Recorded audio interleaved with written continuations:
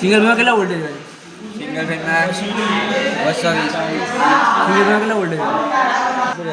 Single ફેઝમાં પ્રકાર કેટલા? સિરીઝ અને પેરેલલ. તો થ્રી ફેઝમાં स्टार डेल्टा. बराबर.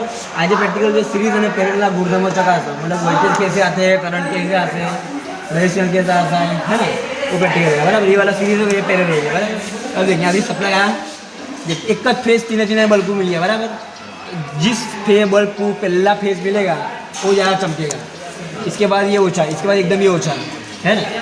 इस तरह पैरेलल में क्या है, करो फेज एक फेज दूसरा तीसरा क्या वोल्टेज कैसे रहेंगे, सरखे रहेंगे. इसमें वोल्टेज अलग अलग रहेंगे है ना. सिंगल फेज में सीरीज कनेक्शन वोल्टेज વેચાઈને મળશે અને કરંટ સરખો રહેશે. કેમ? ફેઝ એક જ છે એટલા માટે કરંટ સરખો, એ વોલ્ટેજ કેટલા અલગ અલગ કેમ કે એક જ ફેઝ છે. પહેલા વાળો વધારે લેશે પછી એનાથી ઓછું હા ઓછું. બરાબર. કરંટ ઓછો જશે, આગળ જશે. બરાબર. કનેક્શન વધજો એની ફેઝ ગયું આ ઇન્વર્ટર કરંટ ચેક કરવા માટે. હવે અહીંથી ને આ બે બ્રેક રાખ્યા છે, પાછળ શું રાખ્યા છે? બ્રેક રાખ્યા છે. કેમ બ્રેક રાખ્યા છે? માની આનો કરંટ મેઝર કરવો છે તો આ પલટાવાનું ને પછી ક્લિપર મેળ નાખવાનું, એના કરતાં હું બ્રેક રાખું. બરાબર. એટલે અહીં આમ બે વાયર નાખી દઉં, એ બાજુ કરંટ મેઝર કરી શકું છું. એટલે આ શોર્ટ કરવાના, આ શોર્ટ કરવાના, આ શોર્ટ કરવાના, ત્રણ શોર્ટ કરવાના. વોલ્ટેજ ચેક કરવો કઈ બાજુ? ડાયરેક્ટ 1 2 3 4 લીધા. એવી રીતે વોલ્ટ મીટર જો પેરેલલ કનેક્શન. બરાબર. પેરેલલ કરતા ફેઝ નોટ નાખ્યો, અહીં બ્રેક રાખ્યું. બરાબર. આ બે નાખી દેવાના વાયર. આમ કરંટ ચેક 1 2 3 આ વાયર નાખશે ને, આ વાયર નાખશે, આ ચાલુ થશે, આ બે બંધ રહેશે. નાખીશું ના નાખીશું. હા તો આ બે ચાલશે, આ બંધ રહેશે. સિરીઝ કનેક્શન શું થશે? આ ત્રણ નાખવા પડશે તો ચાલુ થશે સર્કિટ. બાકી જો અહીં નાખશે. બરાબર. અહીં નાખશે તો અહીંથી સપ્લાય અટકી ગયો. હવે રિટર્ન કઈથી આવશે? બરાબર. ખબર પડી ને. એક જ ફેઝમાં લે છે. બરાબર હે ને. એક જ ફેઝમાં લે છે તો અહીં સુધી નાખીશ વાયર. બરાબર. ખબર પડી? અહીં સુધી નાખીશ વાયર. રિટર્ન કરંટ કઈથી આવશે? એટલા માટે બે બંધ રહેશે બલ્બ, બધા બલ્બ. અહીં જો અહીં બે નાખી દો, અહીં ના નાખું તો કરંટ અહીંથી રિટર્ન કરીને આમાં આવી જશે. અહીંથી આમાં કરંટ નહીં જાય, આમાં ડાયરેક્ટ કંઈ આવી જશે. કેમ કે ફેઝના રસ્તા અલગ અલગ છે. 1 2 3 ચોથો કરું છું, ઉપર લઈ જવું ચોથો. ખબર પડી ને. આમાં વોલ્ટેજ કેવા રહે? વેચાઈને મળશે અલગ અલગ. ને આમાં વોલ્ટેજ સેમ રહેશે, આમાં કરંટ સેમ રહેશે. આમાં કરંટ અલગ અલગ રહેશે લોડ પ્રમાણે. આનો લોડ પ્રમાણે કરંટ વેચાઈને મળે. ખબર પડી? હવે કનેક્શન કર, પછી સમજાવું છું આગળનું કોલ્ક્યુલેશન. પહેલાં MCBના કઈ બાજુ ઉપર કે નીચે નાખવાના? ઉપર નાખવાના. નીચે આઉટપુટ ઉપરથી લેવાનું, ઇનપુટ નીચે નાખવાના. અહીંના બે વાયર એ બાજુ જશે. બરાબર. હવે આના બે વાયર કઈ બાજુ? આ બની અહીં બાજુ. એટલે સર્કિટ પૂરી તમારી હે ને. આટલું કર. બરાબર. ને આ બે શોર્ટ કરવાના કમ્પ્લીટ. આવી રીતે શોર્ટ કરો કરંટ ચેક કરવા માટે. કેમ કે પાછળ બ્રેક છે એના માટે. આ ખાલી ને તો મોડલ બનાવે છે. બરાબર. આ કનેક્શન પછી કાલે તમારે કરવાના. 1 2 3 લેમ્પ લેવાના, 3 વોલ્ટ મીટર લેવાના, 1 2 3 મીટર કાઢ્યા આપીશ. એના લોક આવે છે, એલા જે પાછળ છે ને એના લોકોના. ડીમાં કશું નહીં, આગળ ચેક કરો કરંટ ચેક થઈ જશે. એનું કરતાં આવડવું જોઈએ. કેમ કે પેન્ડલોમાં એ લાગે. બાકી ન્યુટ્રલ આવવાની છે, ફેઝ આવવાની છે, ન્યુટ્રલ આવવાની જશે. કશું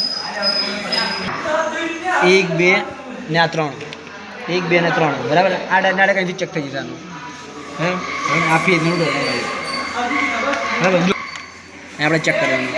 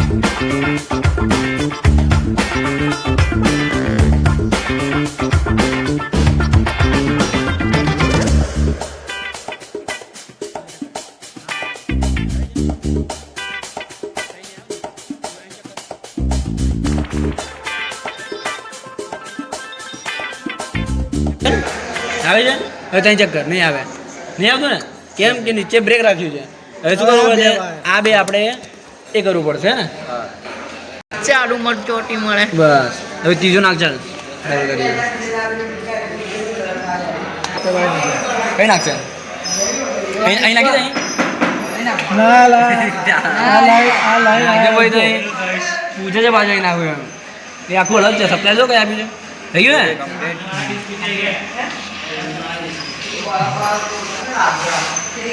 તેને સીધા બરાબર ચાલુ થઈ જાય ને ચાલુ છે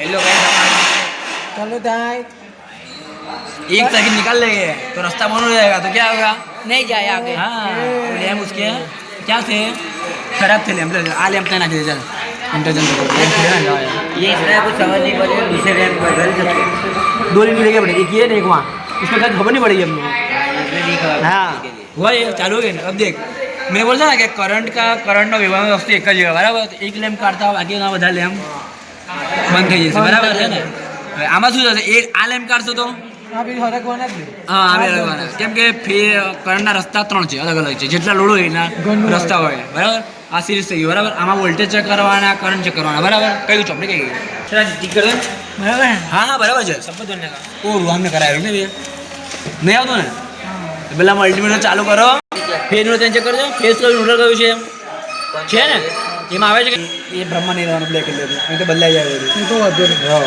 આ બ્લેક એટલે જેવા કલર ના ન્યુટ્રલ બરાબર હવે હું કર વોલ્ટેજ ચેક કર ચાલ મેઇન વોલ્ટેજ ચેક કર આમ હા બસ કરંટ ચેક કર 0.2 હશે 0.02 લખી હવે આવ કઈ ચેક કર સેમ અવરોધ કેટલો છે નાનો રેશિયો કેટલું લીધો R બરાબર V ભાગ્યા I બરાબર બરાબર तो पहला फेज भी ना इसके पास है 40 हाँ 60 वोल्ट नहीं 60 वोल्ट ना मिले લા ડબ્બુ લઈ આવો. गाड़ी दे सर 60 वोट सर 60 ले लो वो नहीं ले सकते तो ओके तो ये 60 वोट 60 वोल्ट है सर्विस 60 वोल्ट ले लेते दो सर 60 वोट निकल તો गया વાયરિંગ બી મારતી. ना बस नहीं कितना वोल्ट का है 60 वोट का है हाँ 60 वोल्ट निकल लेते ये मैंने खराब है હવે સબ માપ કે બસ. ले कैसे बराबर ले आ ले ले બરાબર આપણે પહેલા લાઈન લીધી ડાયરેક્ટ લાઈન લીધી હા. એમસીબી અહીંથી વાયરિંગ લીધું આપણે અહીંથી એમસીબી આપણે અહીંથી આમ જઈએ ને આ ફેઝ 4 ન્યૂટન છે બરાબર ફેઝથી આપણે આ વાયરિંગ ગયું એક મોડું આવ્યું ફેઝ આ ફેઝ એક ફેઝ ગયો પાછો એક ફેઝ છે હા હા આ બ્રેક છે વચમાં એટલા માટે આવા લગાવ્યો સર્કિટ પૂરી કરવા માટે આ ફેઝ ગયું લેમ્પ પરના પહેલા હા લેમ્પ પરનો બીજો આમાં લેમ્પ પરનો લેમ્પ ટુનો બીજો આમાં તો છેલ્લો આમાં એટલે આ બંને માટે ફેઝ ને ન્યુટ્રલમાં ટેકનિક લઈને વોલ્ટ મીટર આ વોલ્ટ મીટર આ વોલ્ટ મીટર વચમાં બ્રેક કરી નાખીએ અહીં બાજુ એ મીટર બરાબર આવી હે ત્રણ હોલ્ડર આપું 3 હોલ્ડર આપું જાવ બરાબર ભાઈ કરેક્શન કરો તમે કશું અલગથી કરો તો તમે વધારે કરવો પડશે બાકી એના